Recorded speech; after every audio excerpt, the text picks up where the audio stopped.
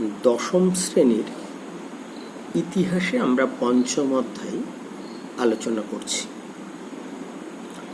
বিগত ভিডিও ক্লাসে আমরা পাশ্চাত্য শিক্ষা ব্যবস্থার সীমাবদ্ধতা বা লিমিটেশন এই বিষয়ে আলোচনা করেছিলাম এবং ঔপনিবেশিক শিক্ষা ব্যবস্থা সম্পর্কে রবীন্দ্রনাথের ভাবনা চিন্তারও একটা আভাস আমরা দিয়েছিলাম। তো আজকে আমাদের আলোচনার বিষয় হচ্ছে জাতীয় শিক্ষা পরিষদ। আসলে যেটা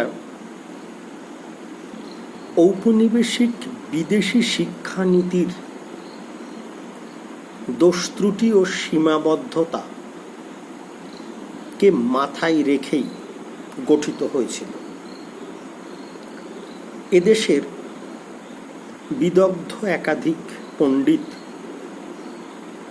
যারা হয়তো পাশ্চাত্য শিক্ষা গ্রহণ করেছিলেন, কিন্তু বিদেশি শিক্ষানীতির একটা বিকল্প প্রচেষ্টা তাদের মধ্যে ছিল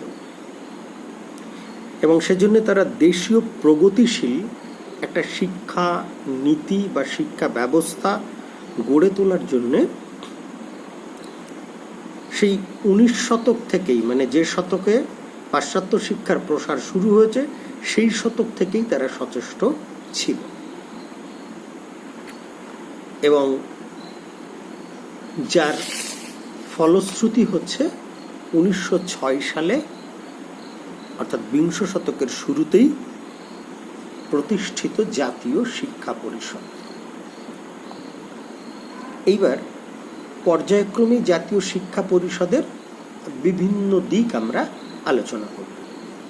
তো প্রথম আলোচনা করি জাতীয় শিক্ষা পরিষদ এটা তৈরির পটভূমি বা প্রেক্ষাপটটা কি ছিল। শুরুতেই বললাম যে জাতীয় শিক্ষা পরিষদ গঠনের ক্ষেত্রে একটা বড় বিষয় ছিল যে ঔপনিবেশিক শিক্ষা এদেশে প্রচলিত হওয়ার পরেও বুদ্ধিজীবী মহলে বা অনেক জাতীয়তাবাদী শিক্ষাবিদ তারা মনে করতেন যে এই বিদেশি শিক্ষানীতি ভারতবর্ষের জনগণের শিক্ষা প্রসারের ক্ষেত্রে যথাযথ ভূমিকা বা পরিপূরক হতে পারে না। সেজন্যে দরকার ভারতীয় রীতিনীতি, আদর্শ এবং ভারতীয় স্বার্থকে বিবেচনা করে একটা শিক্ষা পরিমণ্ডল বা শিক্ষা ব্যবস্থা বা শিক্ষা নীতি গ্রহণ করা। পণ্ডিত মহলের এই মনোভাবই কিন্তু ধীরে ধীরে বিভিন্ন পত্রপত্রিকার মধ্য দিয়ে প্রচারিত হতে থাকে। বহু মানুষ সেই ধ্যান ধারণা বা নীতিবোধে বা সেই আদর্শে আকৃষ্ট হয় এবং এক্ষেত্রে সবচেয়ে বড় কথা যার কথা বলা যায় যে জাতীয় শিক্ষানীতির আদর্শ প্রচারের জন্য জোরদার তাত্ত্বিক আন্দোলন গড়ে তুলেছিলেন সতীশচন্দ্র মুখোপাধ্যায়। তিনি তার প্রকাশিত পত্রিকা ডন পত্রিকাতে শিক্ষানীতির সমর্থনে প্রচার করেন এবং জাতীয় শিক্ষানীতির রূপ কিরকম হতে পারে সে সম্পর্কে বা জাতীয় শিক্ষানীতির সমর্থনে প্রচার শুরু করেন। ফলে পত্রপত্রিকার প্রচার, পণ্ডিত মহলের মনোভাব জনগণকে আরো বেশি আকৃষ্ট করেছিল বিকল্প একটা শিক্ষা ব্যবস্থা গড়ে তোলার জন্য। এরই মধ্যে বঙ্গভঙ্গ বিরোধী আন্দোলন এই জাতীয় শিক্ষা পরিষদ গঠনের ক্ষেত্রে রাজনৈতিক একটা বুস্টিং হিসাবে কাজ করল। বঙ্গভঙ্গ বিরোধী আন্দোলনের অন্যতম বিষয় ছিল স্বদেশীয় বয়কট আন্দোলন। তো এই স্বদেশী ও বয়কট আন্দোলনের ক্ষেত্রে বিদেশি শিক্ষা প্রতিষ্ঠান বর্জন করার একটা বিষয় ভীষণভাবে আন্দোলনের মুখ্য বিষয় হয়ে উঠেছিল। এবং এই স্বদেশী আন্দোলন জাতীয় শিক্ষা আন্দোলন এর পথ প্রশস্ত করেছিল। এর সঙ্গে সঙ্গে আমরা জানি স্বদেশী আন্দোলনের ক্ষেত্রে বিভিন্ন স্কুল কলেজের ছাত্রছাত্রীরা যখন স্বদেশী আন্দোলনে যোগ দিয়েছিল, স্বদেশী মন্ত্রে দীক্ষিত হয়েছিল, বিদেশি শিক্ষা বর্জন করেছিল, তখন ব্রিটিশ সরকার তাদের প্রবর্তিত শিক্ষা ব্যবস্থা যাতে টিকিয়ে রাখতে পারে, তাদের যে উদ্দেশ্য যে পাশ্চাত্য শিক্ষা প্রসারের মধ্য দিয়ে তাদের সহযোগী একটা শ্রেণী তৈরি করতে পারে, সেজন্যে তারা ছাত্র আন্দোলনকে দমন করার জন্যে বিভিন্ন দমনমূলক সার্কুলার আনেন। এক্ষেত্রে কার্লাইল সার্কুলার, লিওন সার্কুলার, এগুলির কথা আমরা বলতে পারি। এই সার্কুলারগুলির মূল উদ্দেশ্যই ছিল দেশাত্মবোধে উদ্বুদ্ধ ছাত্রছাত্রীরা যদি আন্দোলন করে বা রাজনৈতিক আন্দোলনে যোগ দেয় তাহলে তাদেরকে স্কুল কলেজ থেকে বহিষ্কার করা হবে, এবং ওই নির্দেশগুলি মোতাবেক অনেক ছাত্রকে বহিষ্কার করাও হয়েছিল। এই স্বদেশী আন্দোলনের সঙ্গে যুক্ত যে সমস্ত ছাত্রছাত্রীরা বহিষ্কৃত হয়েছিল, সেই পরিপ্রেক্ষিতেই তাদের বিকল্প শিক্ষা ব্যবস্থা করার জন্য জাতীয় শিক্ষানীতি গ্রহণের বিষয়টি আরও বেশি তৎপরতার সঙ্গে তৎকালীন বিভিন্ন ব্যক্তিত্ব উদ্যোগী হয়েছিলেন, এবং তারা মনে করেছিলেন যে জাতীয় শিক্ষানীতি এখন অপরিহার্য।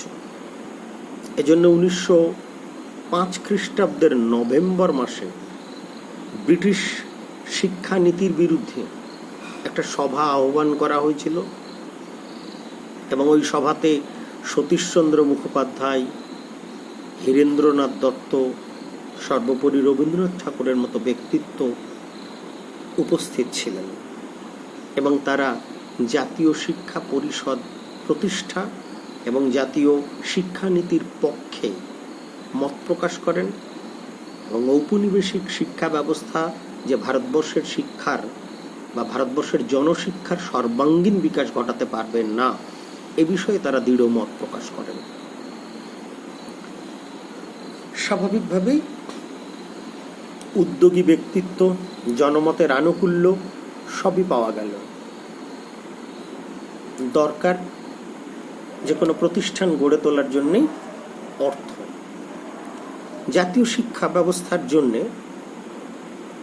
আবেগেই হোক, দেশাত্মবোধে উদ্বুদ্ধ হয়েই হোক, বহু পণ্ডিত, জমিদার এবং জাতীয়তাবাদী ব্যক্তিত্ব তারা আন্তরিকভাবে অর্থ সাহায্য করেছিল, এবং 1906 খ্রিস্টাব্দের 11ই মার্চ জাতীয় শিক্ষা পরিষদ শেষ পর্যন্ত বাস্তবের মুখ দেখল। সত্যেন্দ্রনাথ ঠাকুর এর সভাপতিত্বে জাতীয় শিক্ষা পরিষদ গড়ে ওঠে। জাতীয় শিক্ষা পরিষদের সঙ্গে উল্লেখযোগ্য যে সমস্ত ব্যক্তিত্ব যুক্ত ছিলেন, হীরেন্দ্রনাথ দত্ত, সতীশচন্দ্র মুখোপাধ্যায়, সুবোধচন্দ্র মল্লিক, আশুতোষ চৌধুরী এবং রবীন্দ্রনাথ নিজে। তো এভাবেই জাতীয় শিক্ষা পরিষদ শেষ পর্যন্ত প্রতিষ্ঠিত হলো। এবারে আমরা আলোচনা করব জাতীয় শিক্ষা পরিষদের উদ্দেশ্য কি ছিল। আসলে জাতীয় শিক্ষা পরিষদের গঠনের প্রেক্ষাপট আলোচনার পরিপ্রেক্ষিতেই তোমরা সহজেই এর উদ্দেশ্য নির্ধারণ করতে পারবে। বিষয়টি কি না, ঔপনিবেশিক শিক্ষা ব্যবস্থার বিকল্প ভারতীয়দের স্বার্থ পূরণকারী একটা জাতীয় শিক্ষা ব্যবস্থা গঠন করাই হচ্ছে জাতীয় শিক্ষা পরিষদ গঠনের মূল উদ্দেশ্য, যেখানে কিনা একদম আমাদের দেশের ধাঁচ, রীতিনীতি, ঐতিহ্য বিবেচনা করে শিক্ষা ব্যবস্থা গড়ে তোলা হবে এবং অবশ্যই মাতৃভাষা বাংলা ভাষার মাধ্যমে শিক্ষাদানের ব্যবস্থা করা হবে। এবং ব্রিটিশরা পাশ্চাত্য শিক্ষার প্রসার ঘটাতে চাইলেও তারা কারিগরি ও বিজ্ঞান শিক্ষার প্রসারে উদ্যোগী হয়নি। জাতীয় শিক্ষা পরিষদ কিন্তু ভারতবর্ষের আধুনিকীকরণের কথা চিন্তা করেই বিজ্ঞান ও কারিগরি শিক্ষার প্রসারে বিশেষ গুরুত্ব দিয়েছিল। জাতীয় শিক্ষা পরিষদের মূল উদ্দেশ্য ছিল আরও একটা গুরুত্বপূর্ণ, সেটা হচ্ছে জাতীয়তাবোধে উদ্বুদ্ধ একদল শিক্ষার্থী তৈরি করা, যাদের মধ্যে দেশাত্মবোধ জাগরিত হবে এবং তা আপামর জনগণের মধ্যে ছড়িয়ে পড়বে এবং দেশাত্মবোধে দীক্ষিত ছাত্রদের শিক্ষার ব্যবস্থা করা। এই মূলত জাতীয় শিক্ষা পরিষদের উদ্দেশ্য। এবার আমরা আলোচনা করব জাতীয় শিক্ষা পরিষদের অধীনে আবার গঠিত বিভিন্ন শিক্ষা প্রতিষ্ঠান সম্পর্কে। জাতীয় শিক্ষা পরিষদের অধীনে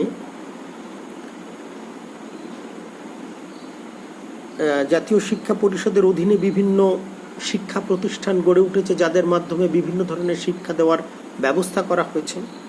কিন্তু জাতীয় শিক্ষা পরিষদের মধ্যেই বিতর্ক দেখা যায় যে কোন বিষয়গুলোর উপরে গুরুত্ব দেওয়া হবে, অর্থাৎ কলা শিক্ষা, কারিগরি শিক্ষা, বিজ্ঞান শিক্ষা, কোনটিকে বেশি গুরুত্ব দেওয়া হবে। যাই হোক, শেষ পর্যন্ত একটা মধ্যপন্থা অবলম্বনের মধ্য দিয়ে বিভিন্ন ধরনের শিক্ষা দেওয়ার জন্য বিভিন্ন প্রতিষ্ঠান গড়ে উঠেছিল, যেমন বেঙ্গল ন্যাশনাল কলেজ ও স্কুল, যেখানে কলাবিদ্যা, বিজ্ঞান ও কারিগরি শিক্ষা দেওয়া হতো এবং অরবিন্দ ঘোষ সেখানকার অধ্যক্ষ নিযুক্ত হয়েছিলেন। এছাড়া জাতীয় শিক্ষা পরিষদের উদ্যোগে বিভিন্ন স্কুলও খোলা হয়েছিল। বেঙ্গল টেকনিক্যাল ইনস্টিটিউট 1906 খ্রিস্টাব্দের জুলাইতে তারকনাথ পালিত এর মূল উদ্যোগ ছিল। সেখানে কারিগরি শিক্ষা প্রসারের জন্য বেঙ্গল টেকনিক্যাল ইনস্টিটিউট প্রতিষ্ঠিত হয়েছিল। শুধুমাত্র এই বঙ্গেই নয়, ঢাকা, দিনাজপুর, ময়মনসিংহ ইত্যাদি অঞ্চলেও কিন্তু জাতীয় শিক্ষা পরিষদের অধীনে একাধিক বিদ্যালয় প্রতিষ্ঠিত হয়েছিল এবং একটা পরিসংখ্যান আমি যেটা দেখছি সেটা হচ্ছে 1908 খ্রিস্টাব্দের মধ্যেই বাংলায় 25টি মাধ্যমিক এবং 300টিরও বেশি প্রাথমিক বিদ্যালয় এই জাতীয় শিক্ষা পরিষদের অধীনে গড়ে উঠেছিল। এমনকি বাংলার বাইরেও এই জাতীয় শিক্ষা পরিষদের আদর্শ অনুসৃত হয়েছিল, যেখানে বোম্বাই, মাদ্রাজ, যুক্তপ্রদেশ, পাঞ্জাব ইত্যাদি অঞ্চলেও কিন্তু জাতীয় বিদ্যালয় প্রতিষ্ঠিত হয়েছিল। জাতীয় শিক্ষা পরিষদের প্রভাবে অন্ধ্রেও একটা জাতীয় শিক্ষা পরিষদ গঠিত হয়েছিল এবং 1910 খ্রিস্টাব্দ পর্যন্ত সেই জাতীয় শিক্ষা পরিষদের জনপ্রিয়তা অব্যাহত ছিল। তো আজকের ক্লাসে আমরা আলোচনা করলাম জাতীয় শিক্ষা পরিষদ গঠনের প্রেক্ষাপট, জাতীয় শিক্ষা পরিষদের প্রতিষ্ঠা এবং জাতীয় শিক্ষা পরিষদ প্রতিষ্ঠার উদ্দেশ্য এবং জাতীয় শিক্ষা পরিষদের অধীনস্থ বিভিন্ন শিক্ষা প্রতিষ্ঠান সম্পর্কে খুব সংক্ষেপে আলোচনা করব। পরের ক্লাসে জাতীয় শিক্ষা পরিষদের গুরুত্ব ও ব্যর্থতা নিয়ে আলোচনা করব।